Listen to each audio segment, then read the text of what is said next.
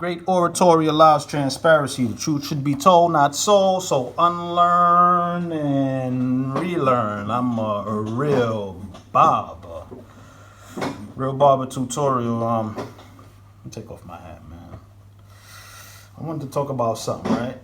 Let me move up a little bit. I wanted to talk about something about barbershops and what I feel barbershops should do as far as clientele.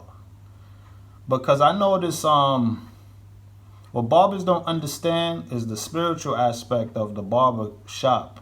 Remember, I always say I'm a spiritual barber. I've been accepted by the barber life, but I want to be accepted by the afterlife. All praises due to the barber gods for blessing me with the game that I have now and the game to keep up and survive in life. But what I wanted to talk about with barbers, especially barbers that I'm around and barbers that I'm going to be around and barbers that I'm going to help create, is when you make a barbershop, it's for owners too. Think about this. When you make a barbershop, right? The best thing to do with the clientele, when the clientele come into the barbershop, all barbers should have a meeting and address this topic of making the clientele comfortable to go to other barbers. I have another video that I was talking about that, but I want to get in depth with it. I feel like every barber should be able to give your client a card, an Instagram, a social network, whatever. I didn't want to say no names, but I said Instagram. But any kind of social platform, I feel like all the barbers should have their social networks or whatever they do or their number on display, and every client should have every barber's number. You know why? Because now when you're not available, it gives the client options.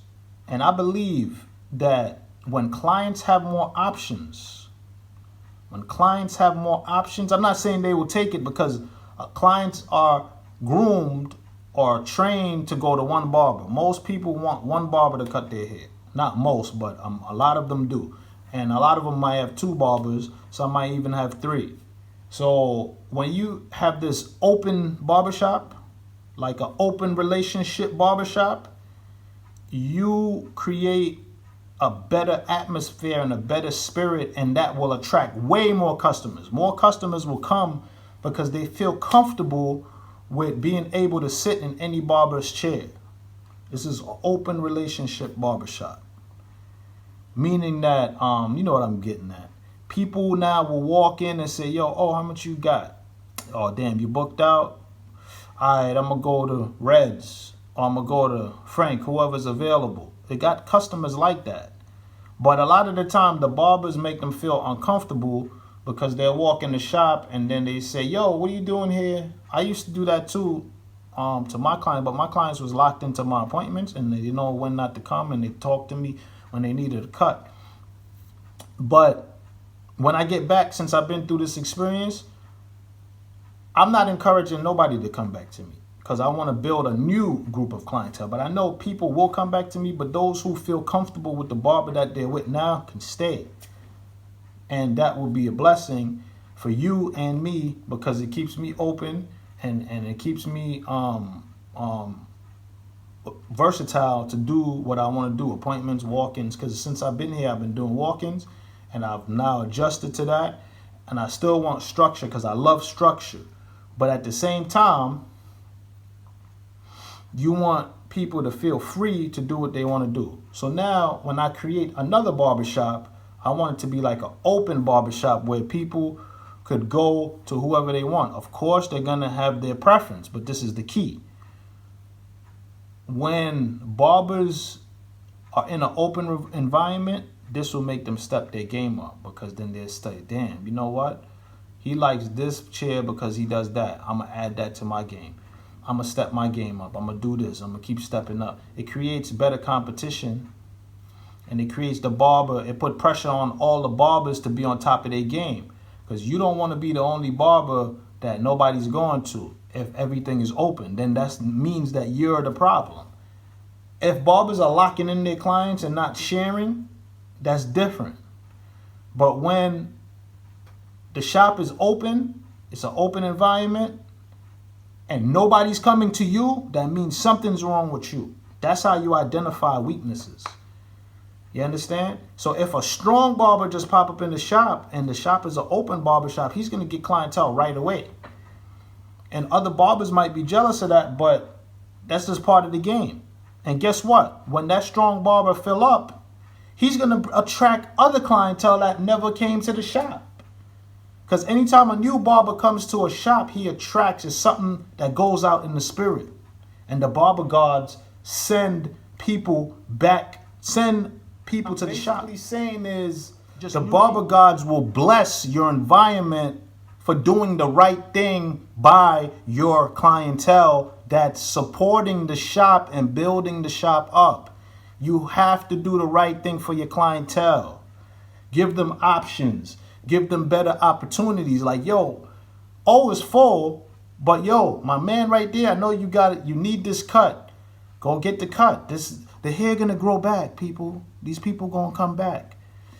You know, I know growing up in a barbershop or coming up in a barbershop, we as barbers, we don't want to see our clients in other chairs. But you got to think about it like this, especially in a place like Jamaica where I see barber customers jumping in everybody's chair. That's how I got full, because I came with the game and people couldn't stop me. And Jamaican customers are going to do what they got to do because they're more aggressive and they don't care. They're spending their money. So now when you create that environment abroad, and you have customers feeling like, yo, I could just jump in any chair that's available and it's not that structured. Some guys might be full, but this guy could cut, and my barbers don't care that I go to him because they know that I'm about my business and I'll be back and I support the shop. It's all about your customers supporting the shop.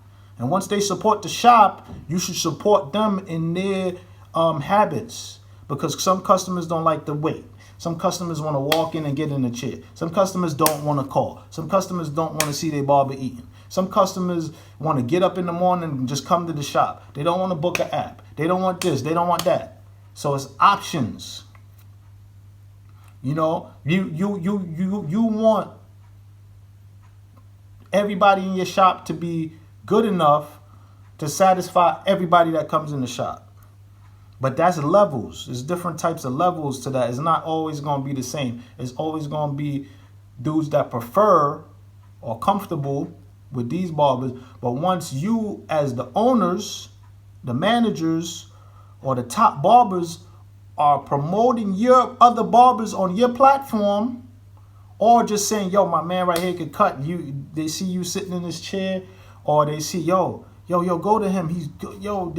We don't support each other like that in the shops. It's all individual.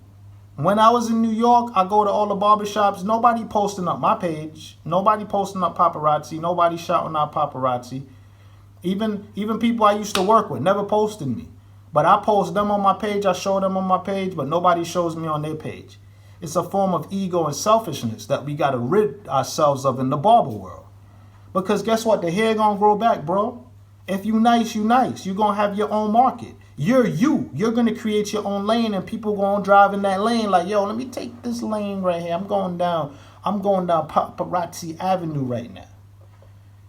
I'm going down this way today because Paparazzi Avenue is jammed up, it's packed. I'm going this way today because, yo, I gotta get to work by this time and those two streets are closed. You understand what I'm saying? Create options for your clients.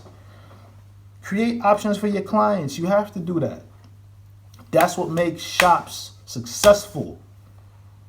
Successful, and every barber is going to eat because the customers realize, yo, you know what? This dude made me cut with his boy, and I like how his boy cut my hair, but guess what I'm going to do? I'm going to bring my mans to him, and I'm going to go to his boy. Because I want to show the support and the love. That's how customers think. It's just the barber's like, yo, what you doing? Yo, I noticed you going in his chair all the time. Why you always chair hopping, son? Yo, you know what? And then it creates like tension. Then the customer like, damn, you know what? All right, let me just call this dude and set an appointment, and whatever the case may be. It makes customers uncomfortable, man. But just think about that. Open barbershops, meaning open in the spirit and open in, helping clientele get in and out the shop and having a positive environment, because we all gonna make money. If we all good, only thing you gotta do is perfect your craft, and you're gonna have clientele. Even if it's not those same clientele, you're gonna have clientele coming in and out because the barbershop is nice. I'm gonna get my cut. Or there's some customers that are just gonna come and chill, they're not in a rush. You gotta accommodate all personalities, man, and all spirits, and make all of them comfortable. You understand? And make sure they get the cut that they need, and that's that. I can't cut everybody's hair. I'm sure a lot of people would want me to cut their hair, but then again, they'll just go to the next person and try to catch me on the slide. But think about what I was saying. Open up your mind, barbers. Stop getting jealous of barbers cutting your clients. Stop sabotaging the clientele's mentality and making them feel uncomfortable. Because we're all in the same business. We all cutting the same hair. And like what a great man named Lit James said, you cut it, it grows back, and you cut it. Carry on.